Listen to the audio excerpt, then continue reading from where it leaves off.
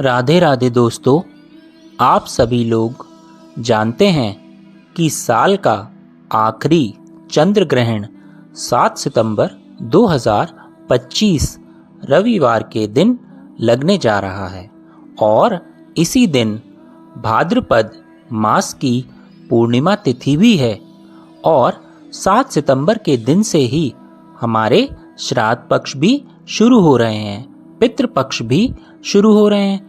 इसीलिए बहुत सारे लोगों के मन में बहुत सारे प्रश्न हैं इस चंद्र ग्रहण से जुड़े हुए कि यह चंद्र ग्रहण क्या भारत में दिखाई देगा, इस चंद्र ग्रहण का समय क्या है, सूतक काल कब से लेकर कब तक लगेगा और सूतक काल के क्या नियम हैं, गर्भवती माताओं बहनों को क्या करना चाहिए, क्या नहीं करना चाहिए, ग्रहण के दौरान हमें किन नियमों का, किन बातों का ध्यान रखना है, सारी जानकारी हम आपको इस वीडियो में यहाँ पर देने वाले हैं।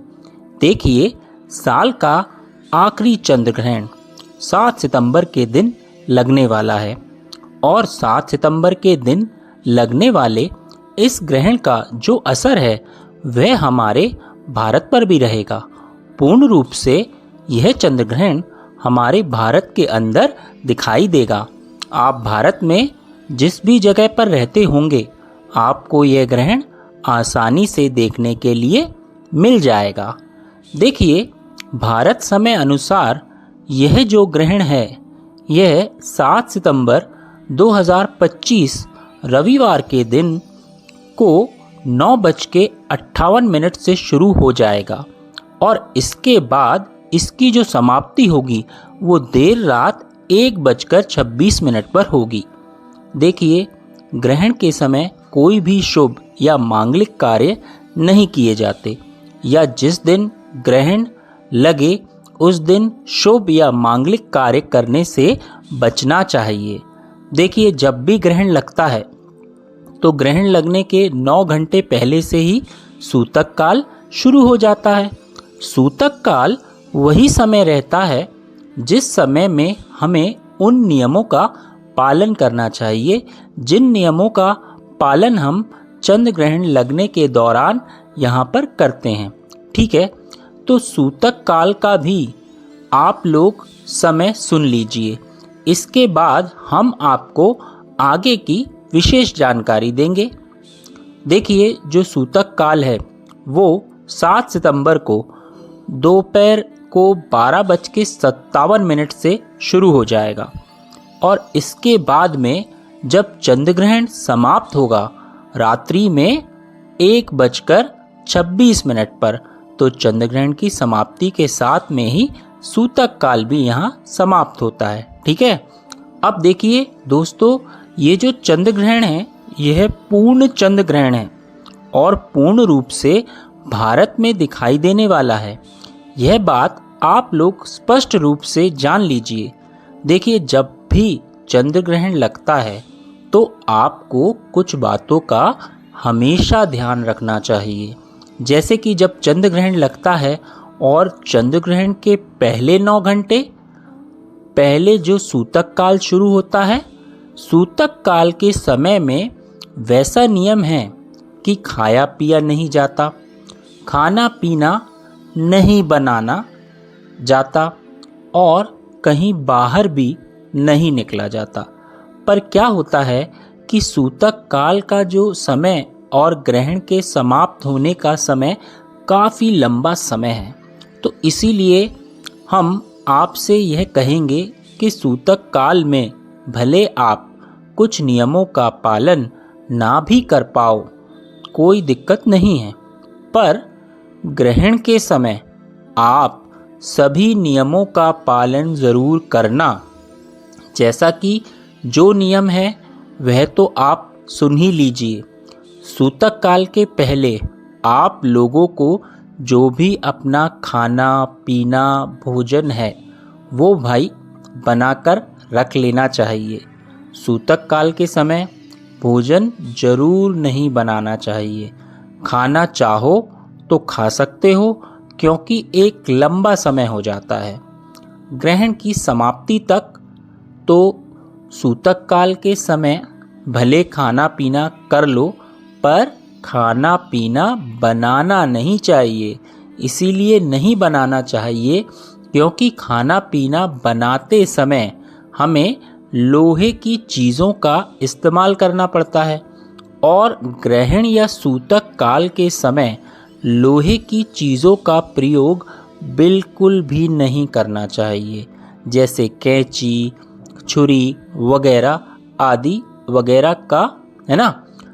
तो इसीलिए आप लोगों को इस बात का यहाँ पर ध्यान रखना है ना।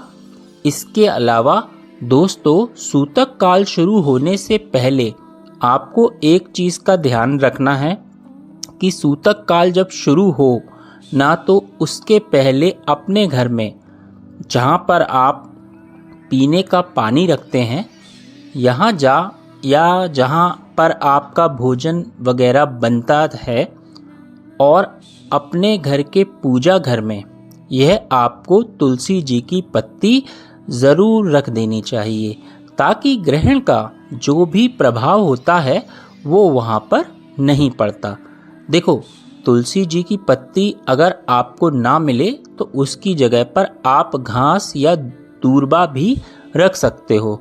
अगर वह भी ना मिले तो काली जल रख सकते हो। ये 3 ऑप्शन आपके पास हैं। इन तीनों में से कोई भी एक चीज़ अगर आप लोग अपने पीने के पानी वाले स्थान के पास में, भोजन के पास में या घर मंदिर में रखोगे तो उस जगह पर ग्रहण का कुछ भी प्रभाव नहीं पड़ेगा। ठीक है, तो कोई भी एक चीज़ आप लोग यहाँ पर रख दीजिए, और जिस दिन चंद्र ग्रहण लगता है उस दिन किसी भी पेड़ की पत्ती नहीं तोड़नी चाहिए और ना कोई वृक्ष तोड़ना चाहिए। ठीक है, तो इस दिन तुलसी की पत्ती ना तोड़ें, बल्कि एक दिन पहले ही आप लोग तोड़कर रख लीजिए।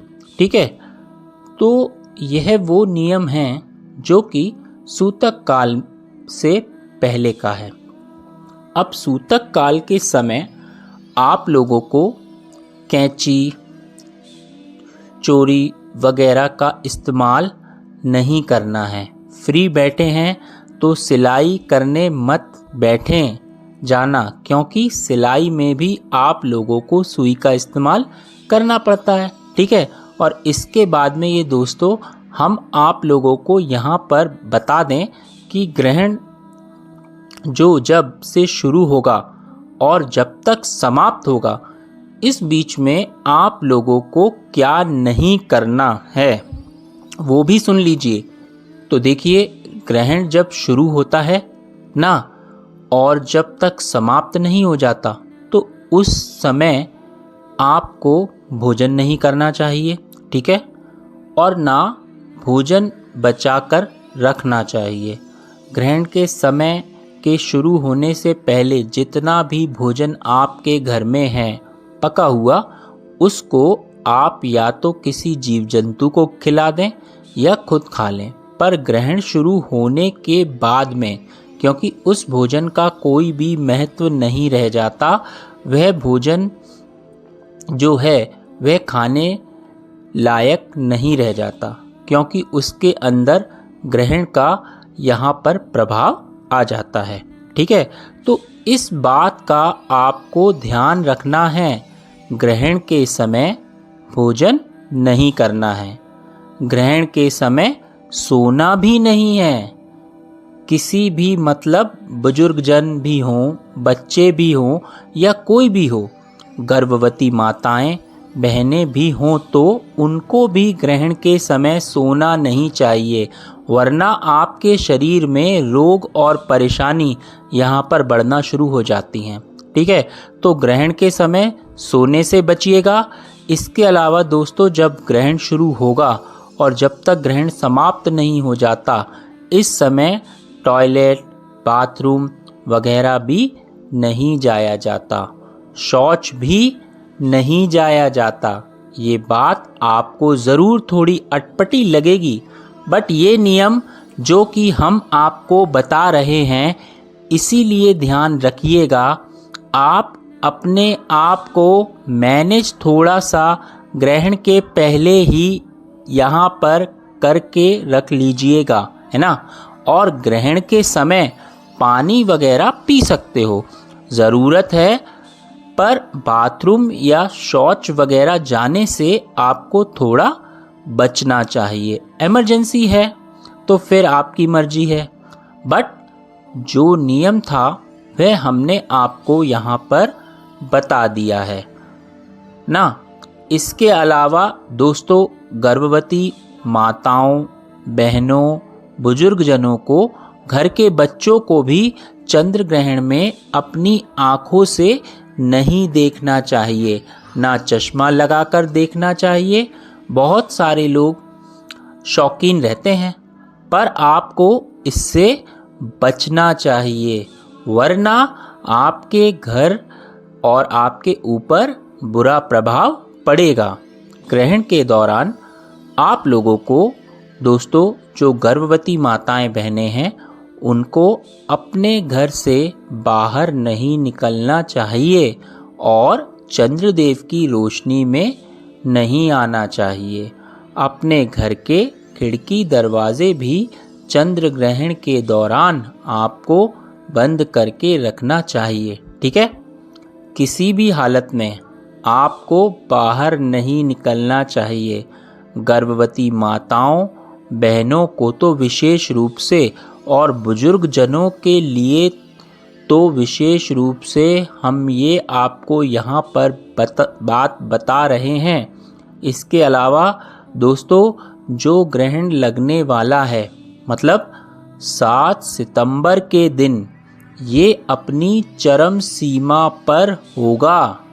दोस्तों, रात को 11 बजे से लेकर रात को 12:23 के बीच का 1 घंटा 22 मिनट का यह समय रहेगा, जिस समय आपको जो चांद है वह पूरा लाल रंग का दिखाई देगा और अपनी चरम सीमा पर यह चंद्र ग्रहण आप लोगों को देखने के लिए मिल जाएगा। चंद्र ग्रहण के समय में आपको भगवानों को स्पर्श नहीं करना और अपने घर के भगवानों को मंदिर के ऊपर पर्दा डाल देना है और दूर ही बैठकर आप लोगों को मात्र भगवान के नाम का जाप करना है, जिससे कि आपके ऊपर का ग्रहण का जो प्रभाव है वो ना हो सके, ठीक है। इसके अलावा दोस्तों, बहुत सारे लोगों के मन में इस बार यह प्रश्न आ रहा है कि ग्रहण इस बार रात्रि को 1:26 पर समाप्त हो रहा है, तो क्या हमें इस बार रात्रि में स्नान करना जरूरी है? क्या हम लोग सुबह स्नान नहीं कर सकते? तो ऐसा नहीं है। आप लोग अगर चाहो तो रात्रि में भी स्नान करना कर सकते हो। अगर आप लोग चाहो तो सुबह भी स्नान कर सकते हो, इसमें कोई दिक्कत परेशानी नहीं है। जो ग्रहण लग रहा है, अगर ग्रहण में आप रात्रि में स्नान करने में असमर्थ हैं तो आप सुबह जल्दी उठकर स्नान कर लीजिए। बस जिस जल से स्नान करें उस जल के अंदर आप लोग जो है मतलब गंगा जल डालकर स्नान कीजिएगा और पूरे घर में भी गंगा जल छिड़क दीजिएगा, ताकि जो भी ग्रहण का प्रभाव है वो पूर्ण रूप से यहाँ पर समाप्त हो जाए, ठीक है। और जो भी लोग रात्रि में स्नान ना करें, सुबह स्नान करेंगे ग्रहण के बाद में, तो उन लोगों को एक बात का ध्यान रखना है कि आप जिस बिस्तर पर सो रहे हैं वो चादर बिछाकर उस चादर को भी आप लोग धो लीजिएगा, ताकि जो भी ग्रहण का प्रभाव है वो पूर्ण रूप से यहाँ पर समाप्त हो जाए। तो ये सारी चीज़ें हैं दोस्तों ग्रहण से जुड़ी हुई, जो कि हमने आपको यहाँ पर बता दी हैं। आपको इन सारी चीज़ों का यहाँ पर ध्यान रखना है और ग्रहण समाप्त होने के बाद भगवानों को भी स्नान कराना चाहिए। सुबह के समय भी करा सकते हो और आप लोगों को दान, पुण्य भी ज़रूर करना चाहिए, ताकि आपके ऊपर से पूरा ग्रहण का जो प्रभाव है वह हट जाए। ठीक है, तो ये सारी चीज़ों का आप लोगों को ध्यान रखना है। इसके अलावा अगर आपको मन में कोई भी प्रश्न है इस चैनल से जुड़ा हुआ, तो हमसे कमेंट करके पूछ सकते हैं। आपको कमेंट में राधे राधे ज़रूर लिखना है। आप सभी लोगों को वापस से राधे राधे। नमस्कार दोस्तों।